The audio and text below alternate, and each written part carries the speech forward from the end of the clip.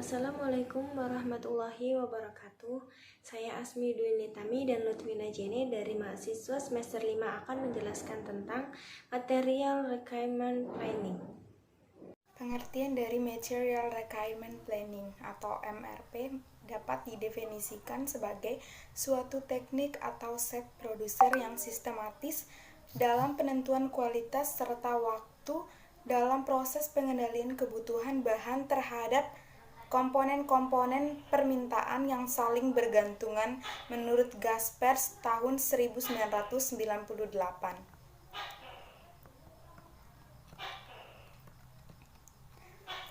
Persyaratan dan asumsi dari MRP. Tersedianya jadwal induk produksi atau Master Production Schedule, yaitu suatu rencana produksi yang menetapkan jumlah serta waktu suatu produk akhir harus tersedia sesuai dengan jadwal yang harus diproduksi. Jadwal induk produksi ini biasanya diperoleh dari hasil peramalan kebutuhan melalui tahapan perhitungan perencanaan produksi yang baik, serta jadwal pemesanan produk dari pihak konsumen. B. Sistem item persediaan harus mempunyai identifikasi yang khusus. Hal ini disebabkan karena biasanya MRP bekerja sebagai komputerisasi di mana jumlah komponen yang harus ditangani sangat banyak. Maka pengklasifikasi atas bahan, bagian komponen, perakitan setengah jadi, dan produk akhir haruslah terdapat perbedaan yang jelas antara satu dengan yang lainnya.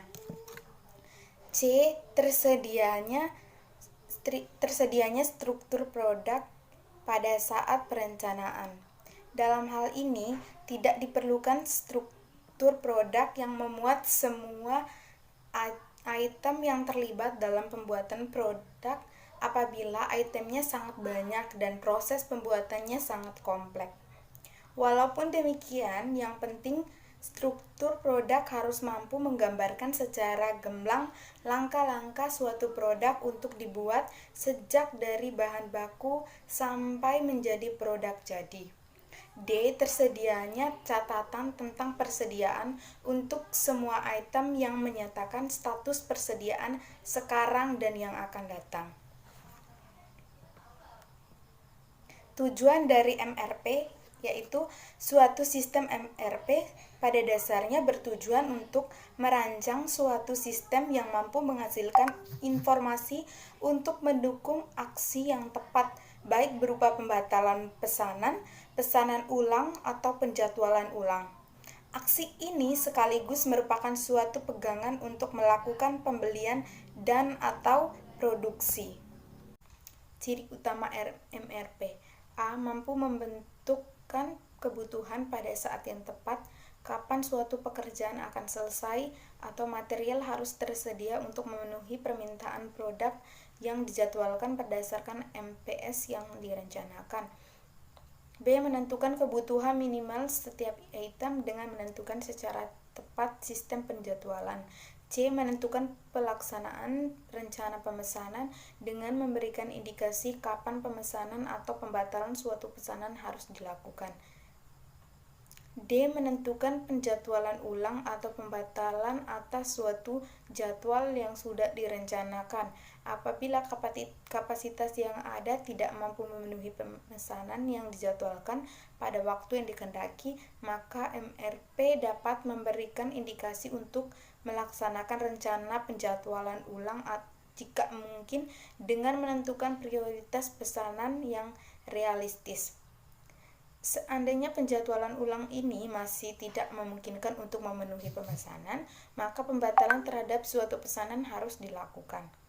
Input MRP. 1. Jadwal induk produksi atau Master Production Schedule merupakan suatu perencana produksi yang menggambarkan hubungan antara kuantitas setiap produk akhir yang diinginkan dengan waktu penyediaannya. 2. Struktur produk merupakan kaitan antara produk dengan komponen penyusunannya. Informasi yang dilengkapi untuk setiap komponen ini meliputi jenis komponen, jumlah yang dibutuhkan, tingkat penyusunannya. Selain ini, ada juga masukan tambahan seperti pesanan komponen dari perusahaan lain yang dibutuhkan, peramalan atas item yang bersifat tidak bergantungan. 3. Status persediaan menggambarkan keadaan dari setiap komponen dari material yang ada dalam persediaan yang berkaitan dengan jumlah persediaan yang dimiliki pada setiap periode, jumlah barang yang dipesan dan kapan yang akan datang, waktu ancang-ancang lead time dari setiap bahan. Status persediaan ini harus diketahui untuk setiap bahan atau item dan diperbarui setiap terjadi perubahan untuk menghindari adanya kekeliruan dalam perencanaan. Proses MRP, langkah-langkah dasar dalam penyusunan proses MRP Nasution 1992, yaitu 1. Kebutuhan bersih. Proses perhitungan kebutuhan bersih untuk setiap periode selama horizon perencanaan. Proses MRP, langkah-langkah dasar dalam penyusunan proses MRP Nasution tahun 1992, yaitu 1. Kebutuhan bersih. Proses perhitungan kebutuhan bersih untuk setiap periode selama horizon perencanaan. 2. Kuantitas pesanan. Proses penentuan besarnya ukuran jumlah pesanan yang optimal untuk sebuah item berdasarkan kebutuhan bersih yang dihasilkan. 3. Rencana pemesanan. Bertujuan untuk menentukan kuantitas pesanan yang dihasilkan proses launching.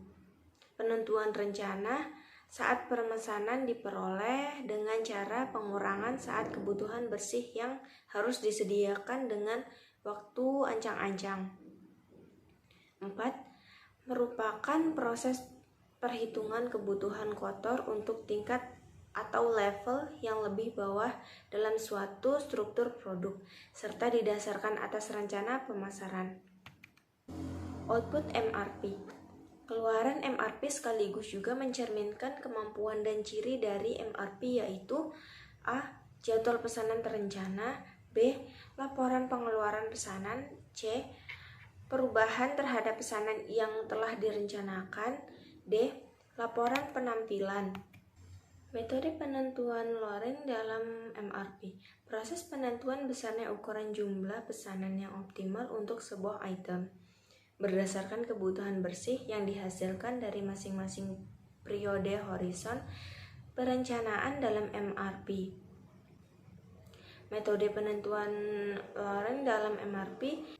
Di dalam ukuran lot ini ada beberapa pendekatan, yaitu 1. Menyeimbangkan ongkos pesan dan ongkos simpan. Biaya pemesanan adalah biaya yang dikaitkan dengan usaha untuk mendapatkan bahan atau bahan dari luar. Biaya pemesanan dapat berupa biaya penulisan pemesanan, biaya proses pemesanan, biaya materai atau perangko, biaya faktur, biaya pengetesan, biaya pengawasan, dan biaya transportasi. Sifat biaya pemesanan ini adalah semakin besar frekuensi pembelian, semakin besar biaya pemesanan. B. Biaya penyimpanan. Komponen utama dari biaya simpan terdiri dari 1. Biaya modal, meliputi biaya yang diinvestasikan dalam persediaan gedung dan peralatan yang diperlukan untuk mengadakan dan memelihara persediaan. 2. Biaya simpan meliputi biaya sewa gedung, perawatan dan perbaikan bangunan, listrik, gaji, personel, keamanan, pajak atas persediaan, pajak dan asuransi peralatan, biaya penyusutan dan perbaikan peralatan. Biaya tersebut ada bersifat tetap, variabel maupun semi variabel.